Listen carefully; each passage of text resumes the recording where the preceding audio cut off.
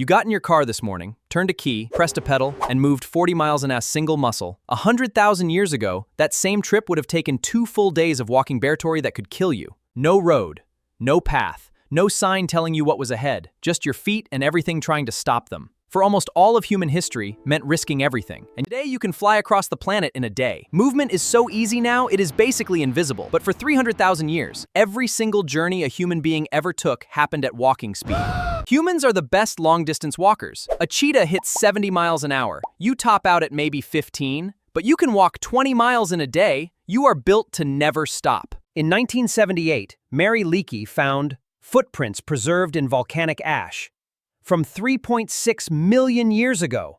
They look just like yours. Humans began walking out of Africa, generation by generation, pushing into territory no human had ever seen. They spread across Asia and reached Europe. That's 15,000 miles without knowing the destination existed. And they were not walking randomly. Archaeologists found obsidian tools far from the nearest volcanic source. Amber traded across ranges. This was not wandering, this was networking on foot. But then they hit something walking couldn't solve: a river. And rivers were everywhere. They cut through every migration route, every hunting ground. For hundreds of thousands of years, a body of water was basically a wall, which means one thing: they were here. The tools are there, on the island of Flores. But how did they cross the open ocean? We do not know what they used. Wood rots, bamboo decomposes.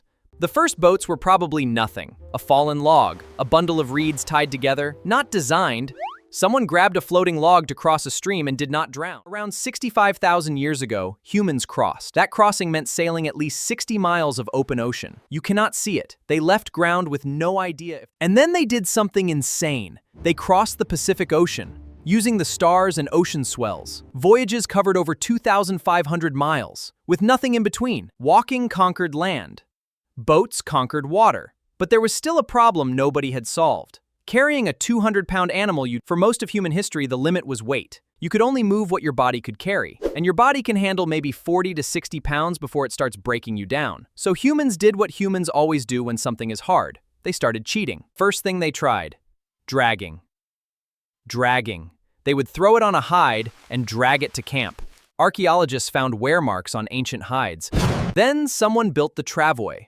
2 long poles tied in a V shape. One person could move 100 pounds. The travois might be one of the oldest inventions, but almost none survived. Around 15,000 years ago, first animal we ever partnered with, and one of the first jobs we gave them was hauling. In the Arctic, a single dog could move 45 pounds. Dogs are small. 5,500 years ago, in Kazakhstan, humans figured out the horse. Before, the fastest was 4 miles an hour. The human world got 8 times smaller.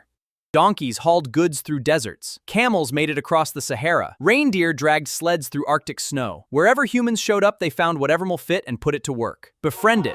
Thing that breaks people when they first hear it. Humans crossed every ocean on Earth before anyone invented the wheel. I know. The wheel was last. And it did not even start as transportation. The first wheels were for pottery, a spinning disc to shape clay. What if you put something on top of it? But the first ones were terrible. The first wheeled vehicles were slow. Solid wood wheels, heavy. They cracked on rough ground and got stuck in mud. A horse without a cart was honestly faster than a horse. The wheel existed, it just did not work yet. But around 2000 BC, someone figured it out. The spoked wheel.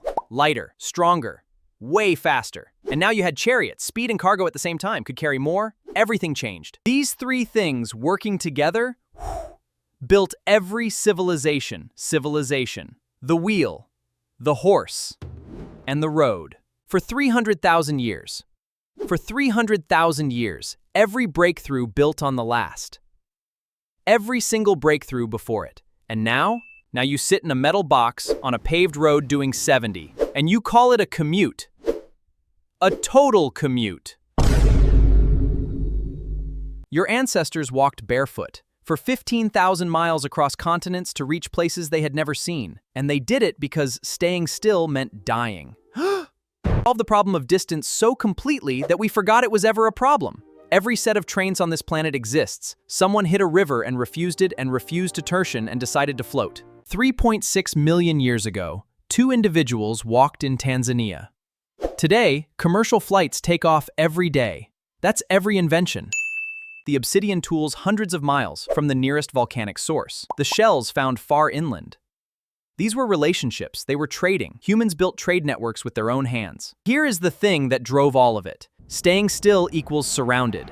Every single breakthrough happened because someone needed to move. Staying still meant dying. Because it was. Most people skip. They walked across a land bridge that no longer exists. It is now under the Bering Sea. Without knowing North America existed, they just kept on moving. They did not know where they were going. They went anyway. And that is the most human thing there is. Every highway, every airport, every set of train tracks on this planet is just those footprints in Tanzania, made slightly more efficient over 3 million years. Next time your flight is delayed, someone in 1000 BC took 60 miles of open ocean on a log on purpose. You are part of it.